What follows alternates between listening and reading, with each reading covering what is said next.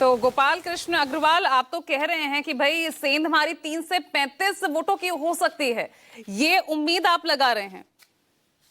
देखिए, यह अभी आपके जो रिपोर्टर हैं उनका कहना है। हम लोग कह रहे हैं कि हम मजबूती से चुनाव लड़ रहे हैं, विचारधारा की लड़ाई भी लड़ रहे हैं।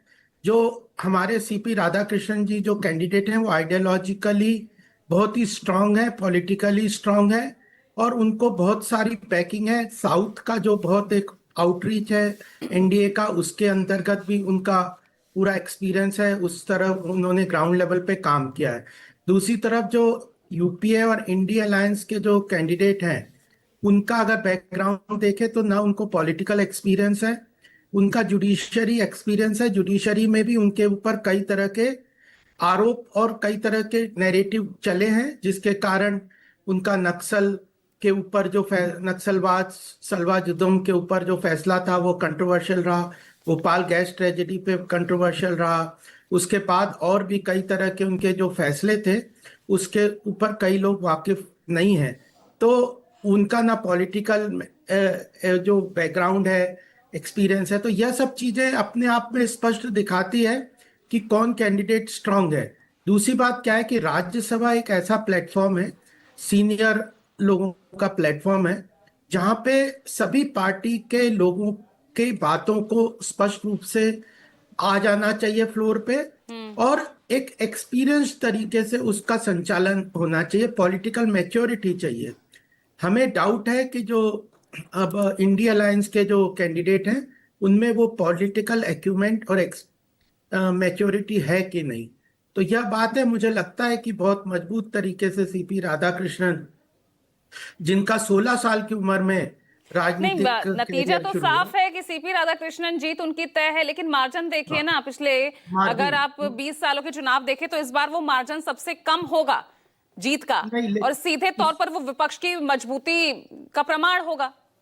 कहा विपक्ष की मजबूती का, तो कल परसों ही इससे पहले बात कर सर, चुके हैं आपको ना लेकर होम मिनिस्टर ने बहुत सारी बातें कही। सर अब क्या पूछ रहे हैं भाई, अब क्या पूछ रहे हैं आप?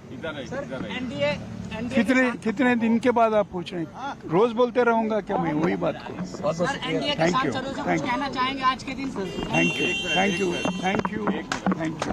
सर, आपको लेकर होम मिनिस्टर ने जो बातें कही, बीजेपी ने कहा कि आप लालू यादव से मिले हैं, सारी बातों को लेकर आप क्या कहना चाहेंगे? बहुत सुन लिया। एक मिनट, देखिए, इसमें अंतरात्मा तो अपनी जगह है, इसमें पार्टी विप लागू नहीं होता। तो justice Sudarshan is the nation candidate, देश के कैंडिडेट हैं, राष्ट्र के कैंडिडेट हैं, और हमें पूरा उम्मीद है राष्ट्र जीतेगा। सर, आप काफी होपफुल हैं। वी आर जिस तरीके से समर्थन मिल रहा है। सुना आपने गोपाल कृष्ण जी, राष्ट्र के, नेशन के कैंडिडेट हैं। नेशन के क्या कैंडिडेट है? कल परसों में सारा विक्टन सामने आ गया। जिन पार्टियों ने, जिनको ये अपना साथी मानते थे, उन लोगों ने एब्सटेन करने की बात कर दी।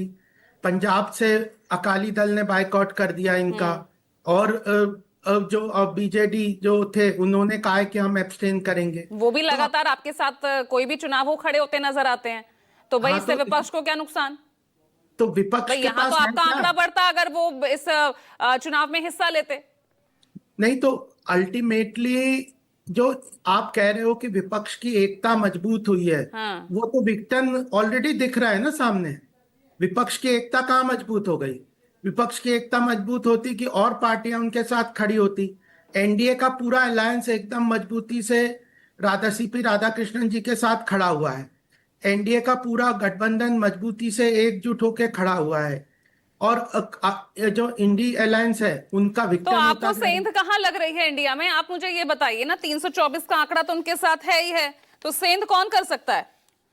324 का कहाँ पे आंकड़ा हो गया? सेंध अच्छा। का अल्टीमेटली वो जो इंडिया अलायंस है उनमें से कितने सारे लोगों ने एब्सटेन करने की बात कर दी है, तो अलायंस हुआ कहाँ? टोटल अलायंस कहाँ बना? टोटल अलायंस जो किसने एब्सटेन किया 428, गोपाल जी?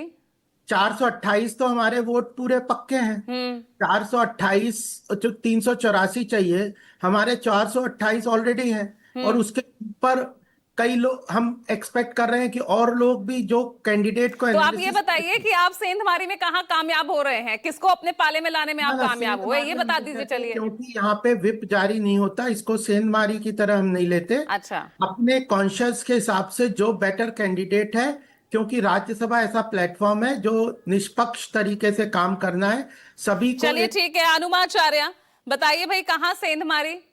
और देखिए इस बीच आपको जो हम तस्वीरें दिखा रहे हैं, प्रधानमंत्री जिस वक्त वोटिंग करने के लिए पहुंचे थे वो तस्वीरें आपके टीवी स्क्रीन पर है। वोटिंग कर चुके हैं प्रधानमंत्री नरेंद्र मोदी।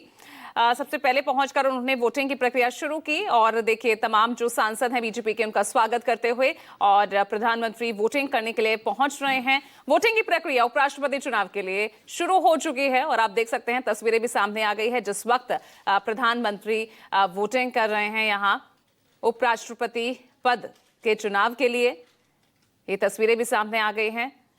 जाहिर तौर पर एनडीए का पक्ष मजबूत दिख रहा है और उनके उम्मीदवार की भी जीत संख्यात्मक रूप से तय मानी जा रही है। लेकिन यहां पर जो लड़ाई है कि आखिर ये जीत का मार्जिन कितना बड़ा या कितना कम हो सकता है और उसी से हर पक्ष की मजबूती जो है वो सामने आएगी और इसी की तैयारियां हम देख रहे हैं पिछले कई दिनों से लगातार दोनों ही गठबंधनों में की जा रही है।